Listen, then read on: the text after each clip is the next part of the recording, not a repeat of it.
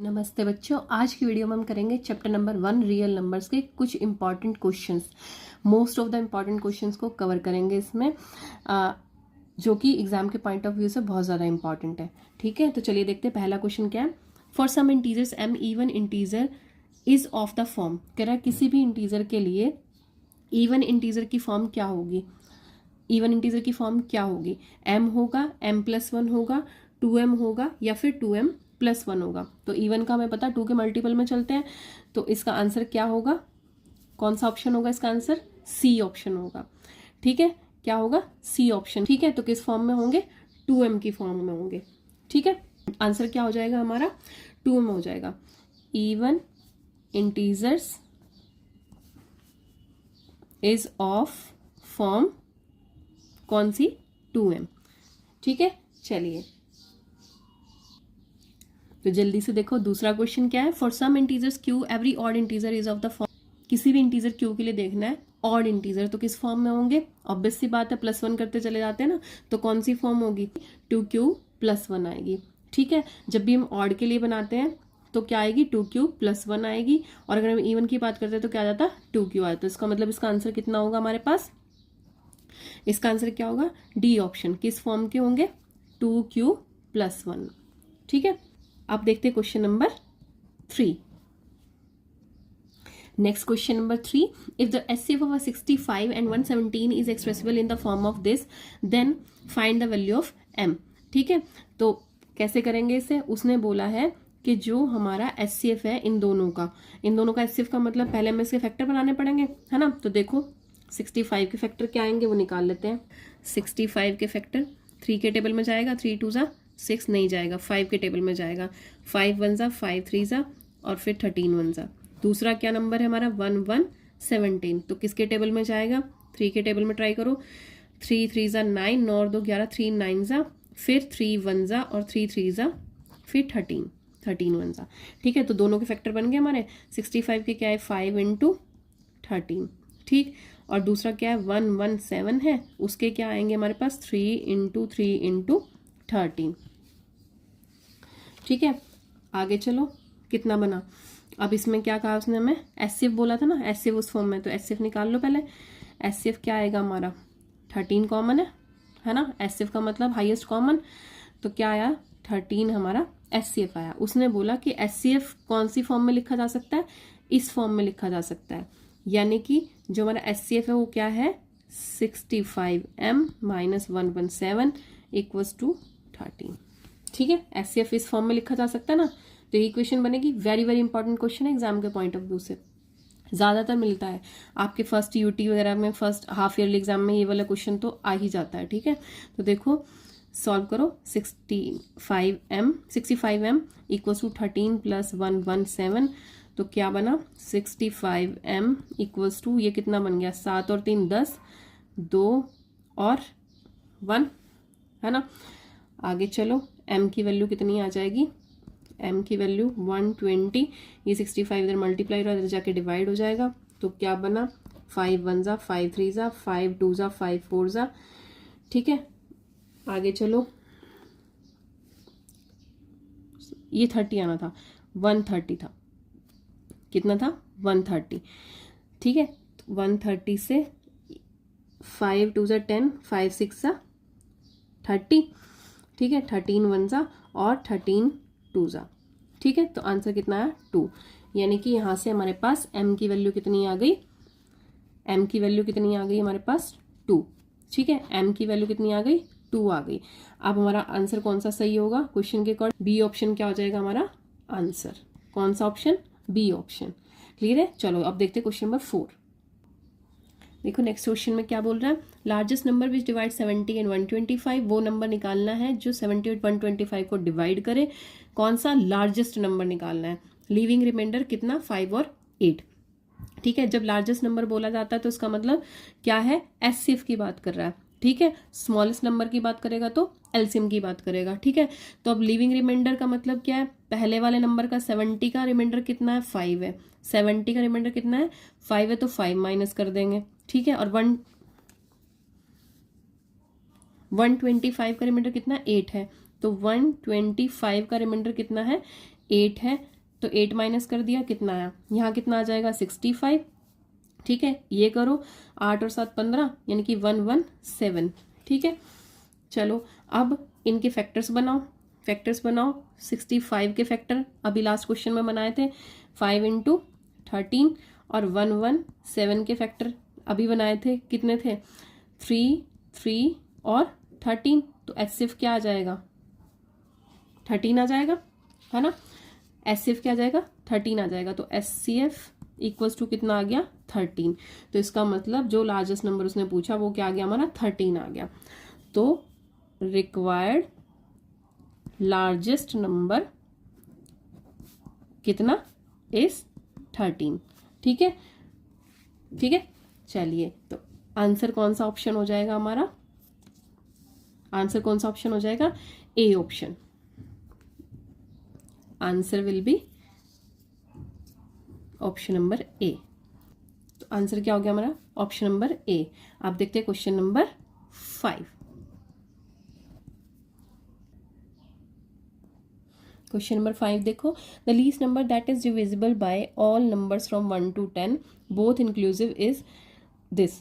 तो कह रहा है कि जो लीस्ट नंबर होगा that is divisible by all numbers 1 to 10 तक के सभी नंबरों से जो क्या होगा, डिविजिबल होगा, वो कितना नंबर होगा। लीस्ट नंबर की बात कर रही है, ऊपर वाले क्वेश्चन में लार्जेस्ट नंबर की बात करी थी। जब लीस्ट नंबर की बात आ जाए तो क्या लेंगे, एलसीएम लेंगे। और क्या बोला है, 1 और 10 के बीच के नंबर बोथ इंक्लूसिव का मतलब क्या है, 1 भी इंक्लूड है और 10 भी इंक्लूड है। ये नहीं कि 2 से स्टार्ट करके 9 तक लेना, नहीं, 1 से स्टार्ट करके कहाँ तक लेंगे, 1 2 3 4 5 6 7 8 9 और 10। ठीक है, ले लिए। ठीक, अब क्या बोला है, लीस्ट नंबर। लीस्ट नंबर का मतलब क्या होगा, वो कह रहा है क्या, least number that is divisible by all the numbers from 1 to 10, जो क्या हो, इन सब नंबर से डिविजिबल हो। तो इसमें से जितने प्राइम नंबर है 2 3 5 और 7, क्या 2 3 5 और 7, इन तीनों का जो एलसीएम होगा, इन तीनों का क्या होगा, एलसीएम होगा किसका, प्राइम नंबर्स का। ठीक है, उनसे वो क्या होगा, उनका वो मल्टीपल होगा। ठीक है, any number divisible by all the numbers from 1 to 10 is divisible by the prime number 2 3 5 और 7।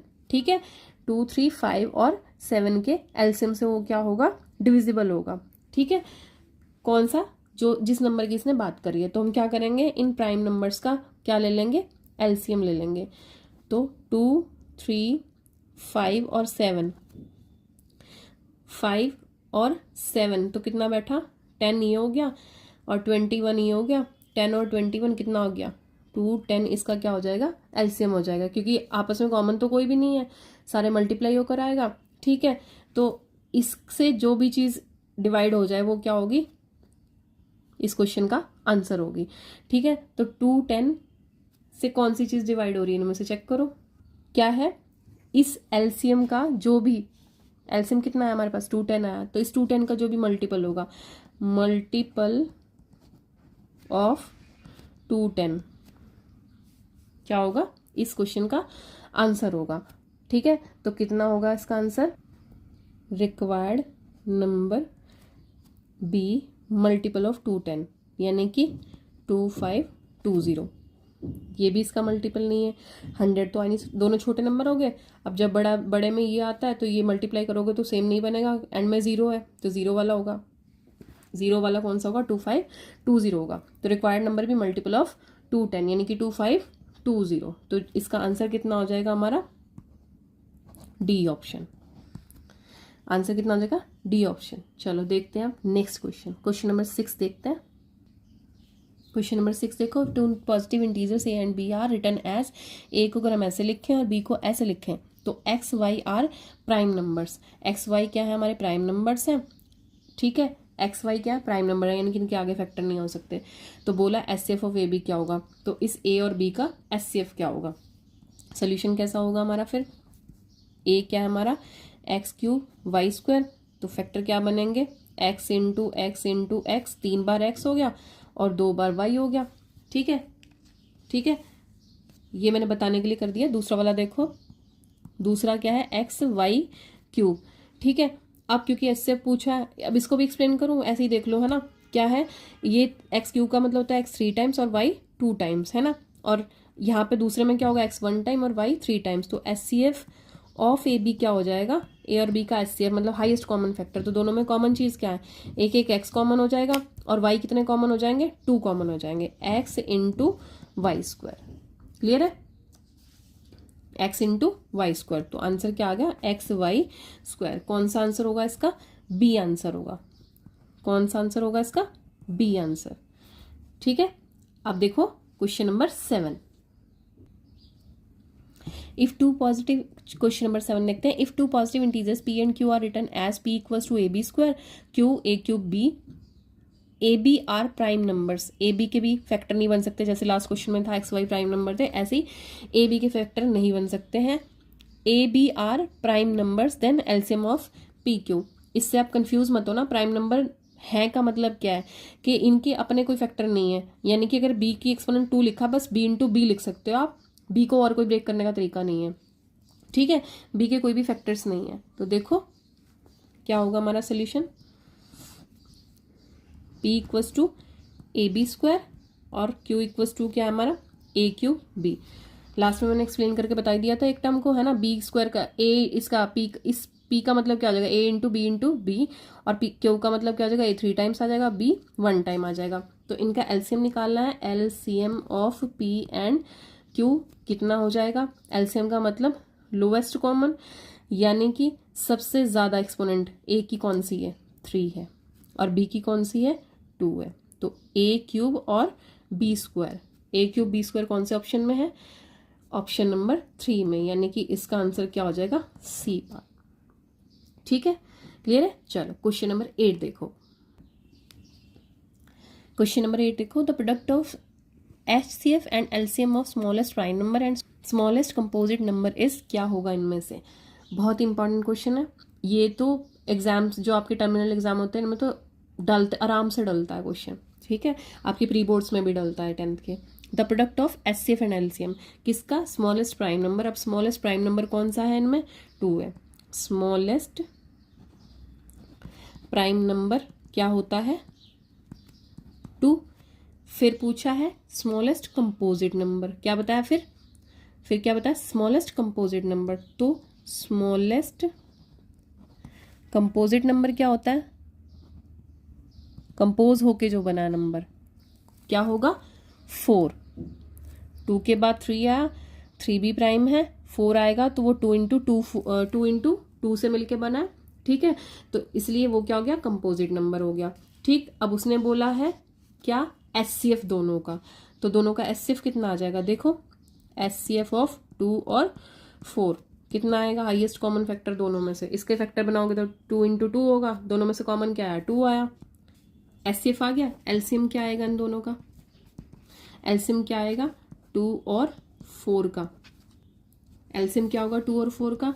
लोएस्ट का मतलब कितना आ जाएगा, इसमें 2 है और इसमें फैक्टर्स कितने हैं, 2 की पावर 2, यानी कि 2 की पावर 2 आएगा, तो कितना आ जाएगा, 4 आंसर।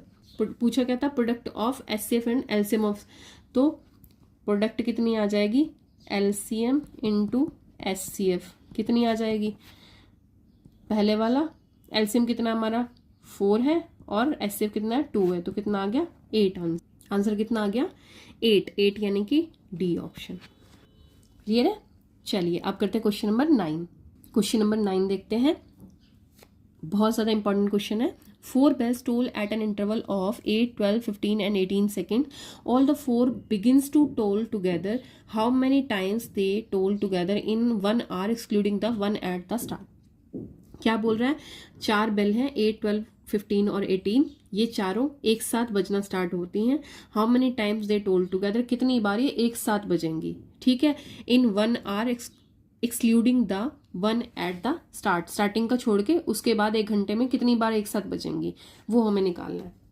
तो देखो कैसे निकालेंगे, जब भी ऐसा टोल टुगेदर वाला क्वेश्चन हो, एक साथ बजने वाला, एक साथ जलने वाला, जैसे ट्रैफिक लाइट होगी एक साथ जलने वाला, तो हमेशा हमें क्या लेना है, एलसीएम लेना है। ठीक है, ये 2 बातें बहुत इंपॉर्टेंट हैं। एक तो बेल्स की जब बात करेगा कब एक साथ बजेंगी, तो इसका मतलब हमें क्या लेना है, एलसीएम लेना है। जब ट्रैफिक लाइट की बात करेगा, एक बार ट्रैफिक लाइट 9 बजे जल रही है, उसके बाद एक साथ कितनी टाइम बाद जलेंगी, तो उसमें भी क्या लेगा, एलसीएम लिया जाएगा। ठीक है, तो उसमें भी क्या लिया जाएगा, एलसीएम लिया जाएगा। तो क्या लेंगे, इन सभी नंबर्स का एलसीएम।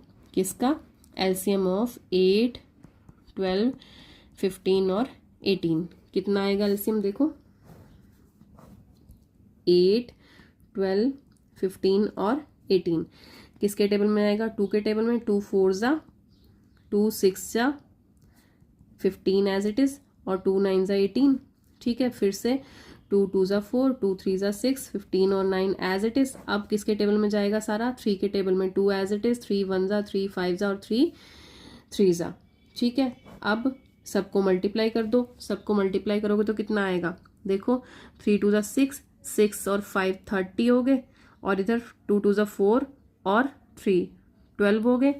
12 12 3 36, 360 आ गया।